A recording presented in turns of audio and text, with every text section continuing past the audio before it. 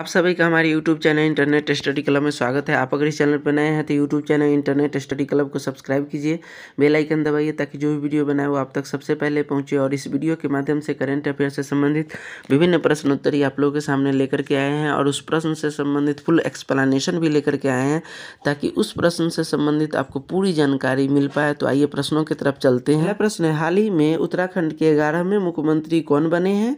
तो इसका सही जवाब है बी यानी पुष्कर सिंह धामी। पुष्कर सिंह धामी जो है यही उत्तराखंड के 11वें मुख्यमंत्री बने हैं। और अब बात आई है उत्तराखंड की, तो आइए उत्तराखंड के बारे में आगे अध्ययन करते हैं। उत्तराखंड की राजधानी देहरादून है। उत्तराखंड का गठन 9 नवंबर 2000 ईस्वी को हुआ। उत्तराखंड का सबसे बड़ा शहर देहरादून है। उत्तराखंड के वर्तमान मुख्यमंत्री पुष्कर सिंह धामी है। उत्तराखंड का वर्तमान राज्यपाल गुरमीत सिंह है। उत्तराखंड का विधानसभा सीटों की संख्या 71 है। उत्तराखंड में लोकसभा सीटों की संख्या 5 है। उत्तराखंड में राज्यसभा सीटों की संख्या 3 है। उत्तरांचल से उत्तराखंड का नाम परिवर्तन जनवरी 2007 ईस्वी में किया गया।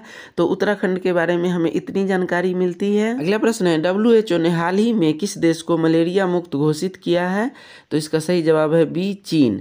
यानी अभी WHO ने चीन को मलेरिया मुक्त घोषित किया है। अब बात आई है चीन की, तो आइए चीन के बारे में आगे अध्ययन करते हैं। चीन की राजधानी बीजिंग है। चीन का सबसे बड़ा शहर शंघाई है। चीन का वर्तमान राष्ट्रपति शी जिनपिंग है। अगला प्रश्न है, हाल ही में कौन भारतीय वायुसेना के नए उप प्रमुख बने हैं? तो इसका सही जवाब है ए विवेक राम चौधरी। विवेक राम चौधरी जो है यही भारतीय वायुसेना के अभी उप प्रमुख बने हैं। बात आई है भारतीय वायुसेना की, तो आइए आगे भारतीय वायुसेना के बारे में अध्ययन करते हैं। भारतीय वायुसेना का पूर्व नाम रॉयल इंडियन एयरफोर्स था। वायुसेना का स्थापना 8 अक्टूबर 1932 ईस्वी में किया गया। वायुसेना का मुख्यालय दिल्ली में है। वायुसेना का आदर्श वाक्य नवः स्पीरिशम दीप्तम है। तो वायुसेना के बारे में इतनी जानकारी हमें मिलती है। अगला प्रश्न है, हाल ही में कौन भारतीय मूल के शतरंज खिलाड़ी दुनिया के सबसे युवा ग्रैंड मास्टर बने हैं? तो इसका सही जवाब है डी अभिमन्यु मिश्रा। अभिमन्यु मिश्रा जो है ये भारतीय मूल के शतरंज खिलाड़ी है जो कि दुनिया का सबसे युवा ग्रैंड मास्टर बने हैं। अगला प्रश्न है, कौन सा राज्य हाल ही में भारत का पहला रेबीज मुक्त राज्य बना है?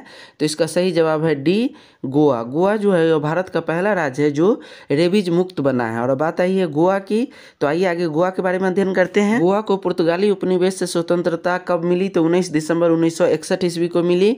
गोवा का गठन 30 मई 1987 ईस्वी को किया गया। गोवा की राजधानी पणजी है। गोवा का सबसे बड़ा शहर वास्को द गामा है। गोवा के वर्तमान मुख्यमंत्री प्रमोद सावंत जो कि बीजेपी से हैं। गोवा के वर्तमान राज्यपाल PS श्रीधरन है। गोवा में विधानसभा सीटों की संख्या 40 है। गोवा में लोकसभा सीटों की संख्या 2 है। गोवा में राज्यसभा सीटों की संख्या 1 है। गोवा की राजभाषा कोंकणी है। तो गोवा के बारे में हमें इस प्रश्न से इतनी जानकारी मिलती है। यह प्रश्न है, हाल ही में सभी प्रारूपों में भारत का प्रतिनिधित्व करने वाली सबसे कम उम्र की क्रिकेटर कौन बनी है? तो इसका सही जवाब है बी शेफाली वर्मा। शेफाली वर्मा जो है यह हाल ही में भारत के सभी प्रारूपों में क्रिकेट का प्रतिनिधित्व करने वाली सबसे कम उम्र का क्रिकेटर बन गई है। बात आई है भारत की, तो आइए आगे भारत के बारे में अध्ययन करते हैं। भारत की राजधानी दिल्ली है। भारत का राष्ट्र वाक्य सत्यमेव जयते है। भारत का सबसे बड़ा शहर मुंबई है। भारत के वर्तमान राष्ट्रपति रामनाथ कोविंद है। भारत के वर्तमान प्रधानमंत्री नरेंद्र मोदी है। भारत अधिराज्य कब बना? तो 15 अगस्त 1947 ईस्वी को। भारत गणराज्य कब बना? तो 26 जनवरी 1950 ईस्वी को। तो भारत के बारे में हमें इतनी जानकारी मिलती है। अगला प्रश्न है, हाल ही में कौन Indian federation of United nation association के नए अध्यक्ष नियुक्त किए गए हैं? तो इसका सही जवाब है सी शंभुनाथ श्रीवास्तव को। यानी शंभुनाथ श्रीवास्तव को Indian federation of United nation association के नए अध्यक्ष नियुक्त किया गया है। और बात आई है यूनाइटेड नेशन की, तो आइए आगे यूनाइटेड नेशन के बारे में अध्ययन करते हैं। राष्ट्र की स्थापना 24 अक्टूबर 1945 ईस्वी को की गई। संयुक्त राष्ट्र में सदस्य देशों की संख्या 193 है। संयुक्त राष्ट्र का मुख्यालय मैनहट्टन द्वीप न्यूयॉर्क USA में स्थित है। तो संयुक्त राष्ट्र के बारे में इतनी जानकारी हमें मिलती है। प्रश्न, हाल ही में भारत ने किस आधुनिक मिसाइल का सफल परीक्षण किया है? तो इसका सही जवाब है बी अग्नि प्राइम का। अभी हाल ही में भारत ने अग्नि प्राइम जो मिसाइल है इसका सफल परीक्षण किया है। प्रश्न, हाल ही में व्हाट्सएप ने किसे भारत में अपने भुगतान कारोबार का प्रमुख नियुक्त किया है? तो इसका सही जवाब है सी मनीष महात्मे को। यानी मनीष महात्मे को व्हाट्सएप ने अभी भारत में भुगतान कारोबार का प्रमुख नियुक्त किया है। अगला प्रश्न है, हाल ही में कुल कितनी हस्तियों को पद्मा अवार्ड 2022 देने की घोषणा हुई है? तो इसका सही जवाब है बी 128 लोगों। अभी 128 लोगों को पद्मा अवार्ड देने की घोषणा की गई है। है। प्रश्न है, भारत में हर वर्ष राष्ट्रीय पर्यटन दिवस नेशनल टूरिज्म डे किस तारीख को मनाया जाता है? तो इसका सही जवाब है सी 25 जनवरी को। यानी भारत में 25 जनवरी को प्रति वर्ष राष्ट्रीय पर्यटन दिवस के रूप में मनाया जाता है। बात आई है 25 जनवरी की, तो 25 जनवरी से पहले जितना भी प्रमुख दिवस जनवरी महीने में मनाया गया है, आइए आगे उसके बारे में अध्ययन करते हैं। आर्मी मेडिकल कोर स्थापना दिवस 1 जनवरी, लुइस ब्रेल दिवस 4 जनवरी, प्रवासी भारतीय दिवस 9 जनवरी, विश्व हिंदी दिवस 10 जनवरी, राष्ट्रीय युवा दिवस 12 जनवरी, थल सेना दिवस 15 जनवरी, सुभाष चंद्र बोस जयंती 23 जनवरी, राष्ट्रीय बालिका दिवस 24 जनवरी, राष्ट्रीय मतदाता दिवस 25 जनवरी और अभी 25 जनवरी को ही राष्ट्रीय पर्यटन दिवस के रूप में मनाया गया है। अगला प्रश्न है, हाल ही में किसे Hindustan petroleum corporation limited HPCL का नया चेयरमैन और प्रबंध निदेशक नियुक्त किया गया है? तो इसका सही जवाब है डी पुष्प कुमार जोशी को। पुष्प कुमार जोशी को ही अभी HPCL का नया चेयरमैन और प्रबंध निदेशक दोनों नियुक्त किया गया है। बात आई है HPCL की, तो आइए HPCL के बारे में अध्ययन करें। HPCL का मुख्यालय मुंबई जो कि महाराष्ट्र में है। अगला प्रश्न है, हाल ही में आंध्र प्रदेश सरकार ने 13 नए जिलों के गठन को मंजूरी दे दी है। अब राज्यों में जिलों की संख्या बढ़कर कितनी हो जाएगी? तो इसका सही जवाब है बी यानी 26। यानी आंध्र प्रदेश में अब जो 13 नए जिलों का गठन को मंजूरी दिया गया है, उसके बाद जिलों की संख्या बढ़कर 26 हो जाएगी। और बात आई है आंध्र प्रदेश की, तो आइए आंध्र प्रदेश के बारे में अध्ययन करते हैं। आंध्र प्रदेश की विधायी राजधानी अमरावती है। आंध्र प्रदेश की कार्यकारी राजधानी विशाखापत्तनम है। आंध्र प्रदेश की न्यायिक राजधानी कुर्नूल है। इसलिए भारत का एकमात्र राज्य आंध्र प्रदेश है जिसका 3 राजधानियां हैं। आंध्र प्रदेश का सबसे बड़ा शहर विशाखापत्तनम है। आंध्र प्रदेश का गठन 1 नवंबर 1956 ईस्वी को किया गया। आंध्र प्रदेश के वर्तमान मुख्यमंत्री जगनमोहन रेड्डी हैं। प्रदेश के वर्तमान राज्यपाल विश्वभूषण हरिचंदन है।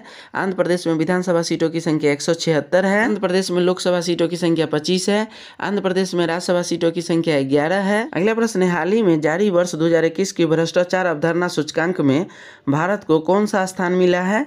तो इसका सही जवाब है सी यानी 85वां स्थान। यानी अभी हाल ही में भ्रष्टाचार 2021 अवधारणा सूचकांक में भारत को 85वां स्थान मिला है। प्रश्न है, ICC अवार्ड 2021 में किसे सर्वश्रेष्ठ पुरुष क्रिकेटर के रूप में चुना गया है?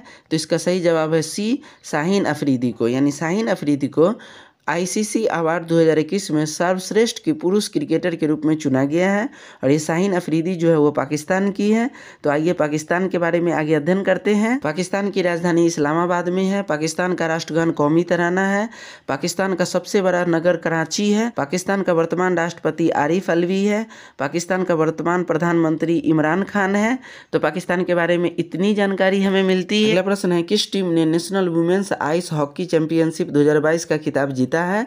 तो इसका सही जवाब है बी लद्दाख ने। यानी लद्दाख ने अभी national women's ice hockey championship 2022 का खिताब जीता है। और बात आई है लद्दाख की, तो आइए आगे लद्दाख के बारे में अध्ययन करते हैं। लद्दाख केंद्र शासित प्रदेश की राजधानी लेह है। लद्दाख का गठन 31 अक्टूबर 2019 ईस्वी को किया गया। भारत में कुल केंद्र शासित प्रदेशों की संख्या 9 हो गई है। ये भारत के कुल 9 केंद्र शासित प्रदेशों एवं उनकी राजधानियों के बारे में अध्ययन करते हैं। दिल्ली की राजधानी दिल्ली, अंडमान निकोबार द्वीप समूह की राजधानी पोर्ट ब्लेयर, चंडीगढ़ की राजधानी चंडीगढ़, दादर और नगर हवेली की राजधानी सिलवासा, दमन और दीव की राजधानी दमन, लक्षद्वीप की राजधानी कावारती, पुदुचेरी की राजधानी पुदुचेरी, जम्मू कश्मीर की राजधानी श्रीनगर और जम्मू दोनों यानी मई से अक्टूबर तक की राजधानी श्रीनगर और नवंबर से अप्रैल की राजधानी जम्मू है। लद्दाख की राजधानी लेह। अगला प्रश्न है, हाल ही में कितने बच्चों को वर्ष 2022 का प्रधानमंत्री राष्ट्रीय बाल पुरस्कार मिला है? तो इसका सही जवाब है बी 29। यानी 29 बच्चों को वर्ष 2022 का प्रधानमंत्री राष्ट्रीय बाल पुरस्कार मिला है। अगला प्रश्न है, किसने सैयद मोदी इंटरनेशनल टूर्नामेंट 2022 में महिला एकल का खिताब जीता है? तो इसका सही जवाब है B PV Sindhu. PV Sindhu ही सैयद मोदी इंटरनेशनल टूर्नामेंट 2022 में महिला एकल का खिताब जीता है। और PV सिंधु का फुल फॉर्म क्या होता है? इनके नाम का फुल फॉर्म होता है पोसरला वेंकटा सिंधु। PV सिंधु शॉर्ट में कहा जाता है। अगला प्रश्न है, हाल ही में इंडोनेशिया की सरकार ने जकार्ता को हटाकर किसे देश की नई राजधानी बनाने का ऐलान किया है? तो इसका सही जवाब है सी नुसंतारा को।